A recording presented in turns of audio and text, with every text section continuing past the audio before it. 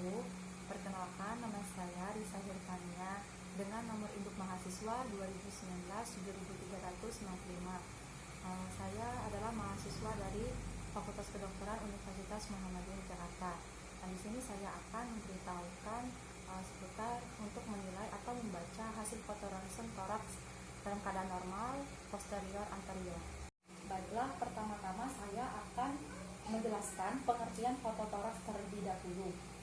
Di sini foto toraksnya itu posterior anterior, yaitu foto X-ray pada organ toraks yang digunakan untuk menunjang pemeriksaan sehari-hari. Nah, baiklah, saya akan mencoba membaca foto ronsen toraks yang normal, posterior anterior.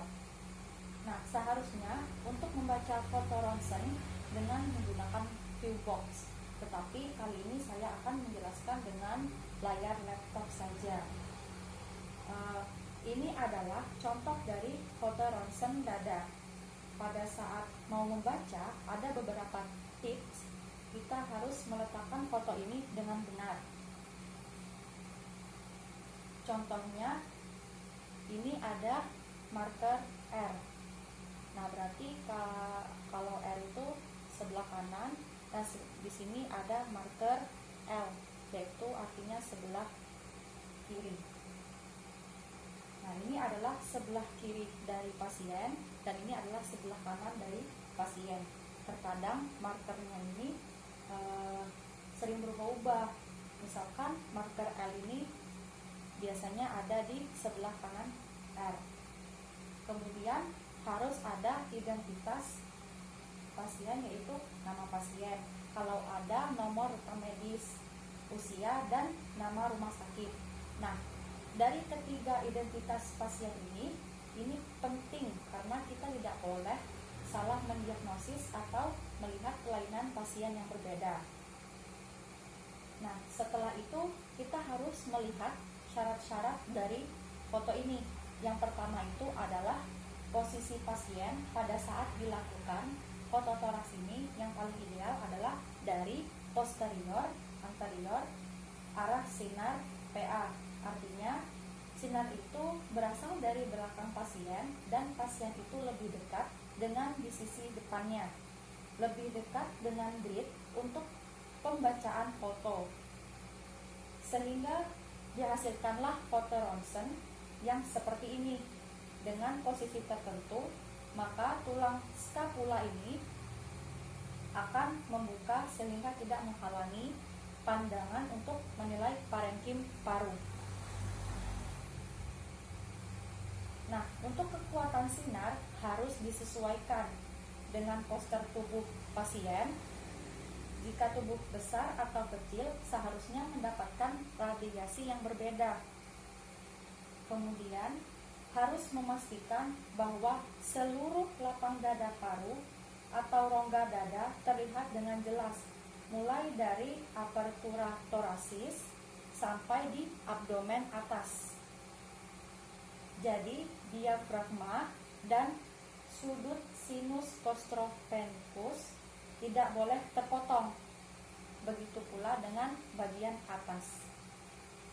Kemudian, posisi pasien harus simetris. Bisa dilihat dari jarak antara processus spinosus dengan sisi medial clavicular. Processus spinosus ini terletak di tengah.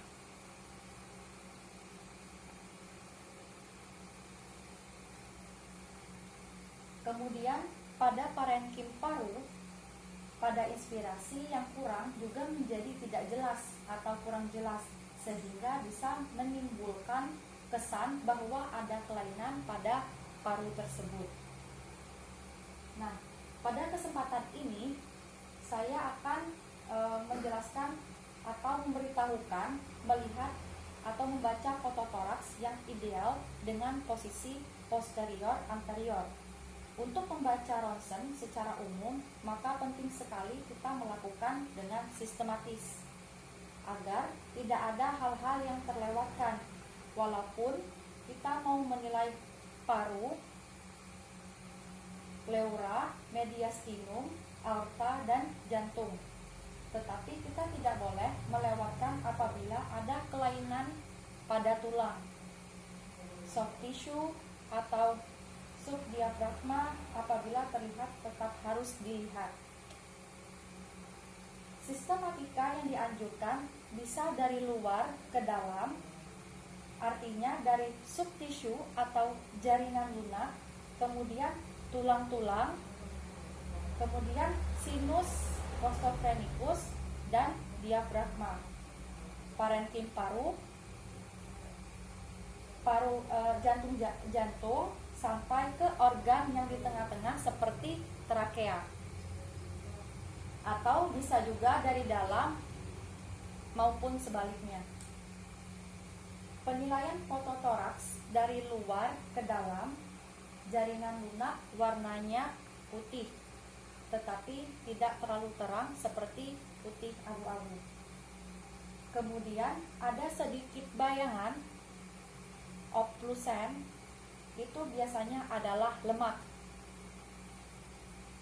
Ke dalam lagi kita melihat tulang-tulang dinding dada yang terdiri dari skapula, kemudian iga anterior dan posterior, dan juga tulang klavikula, dan terakhir yang di tengah-tengah yaitu korpus vertebra. Kita dapat melakukan secara sistematika dari luar ke dalam, yaitu dengan menilai dengan soft tissue dan tulang dinding dada.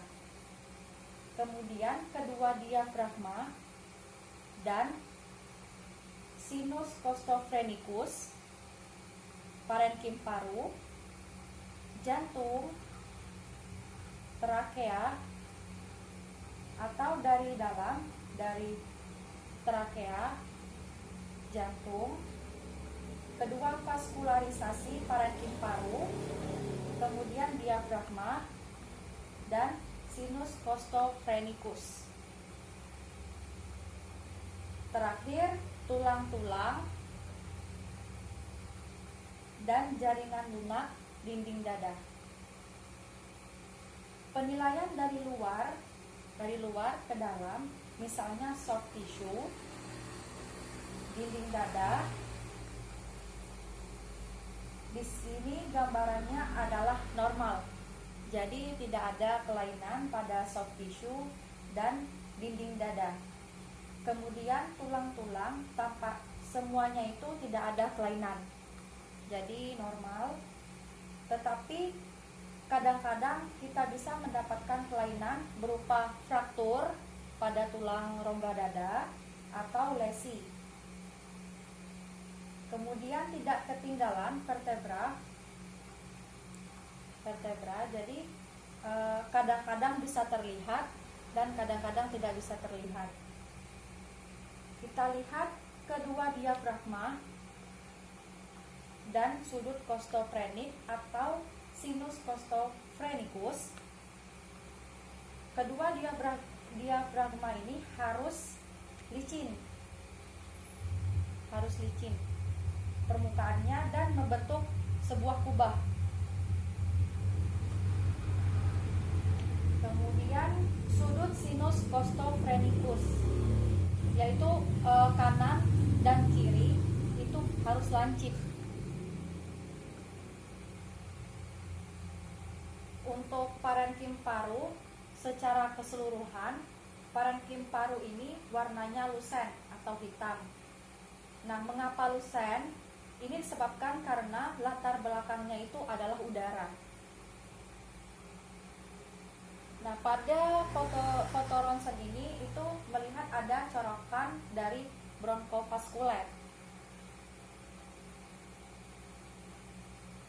Bisa dibayangkan bahwa airway atau rongga dada itu yang utama di paru-paru atau di rongga toraks adalah trakea. Dari trakea kemudian menjadi dua bronkus utama kanan dan kiri, kemudian bercabang lagi menjadi cabang-cabang yang lebih kecil. Yang terlihat jelas adalah trakea ini. Nah, trakea ini Dia berwarna lusen karena latar belakangnya adalah tulang. Kemudian terlihatnya bronkofaskuler. Jadi pada parenkim paru ini yang kita jadikan patokan itu adalah apabila ada kelainan yang tidak mengikuti corakan vaskuler, maka kita curiga ada lesi yang abnormal. Contohnya itu ada fibrosis, ada infiltrat, cairan, maupun massa atau benjolan. Kemudian kita melihat jantung. Jantung ada di tengah-tengah dan pada pasien yang posisi simetris, maka dia akan lebih banyak di sebelah kiri. Di sebelah kiri ini ada apeks jantung. Kemudian batasnya tegas yang disebut cardiac silhouette karena berbatasan dengan latar belakang udara.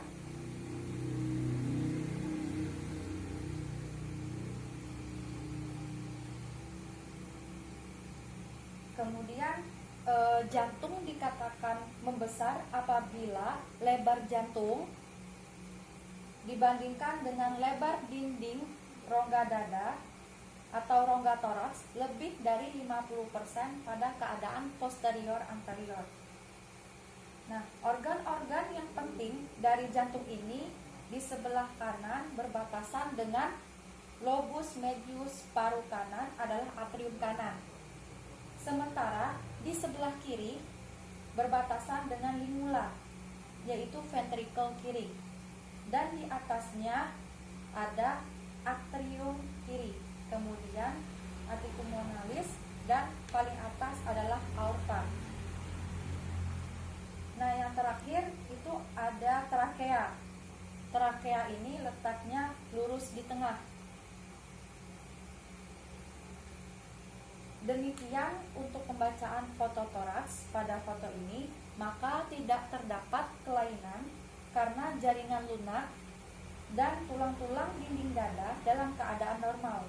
Kemudian kedua diafragma dan sinus costophrenicus pada kedua parenkim paru tidak terdapat kelainan.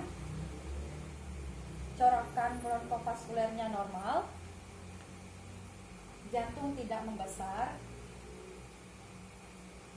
aorta dan mediastinum tidak terdapat kelainan, dan posisi trakeanya di tengah. Baiklah, untuk pembacaan foto toraks ronsen dalam keadaan normal posterior anterior sudah selesai. Sekian dari saya. Wassalamualaikum warahmatullahi wabarakatuh.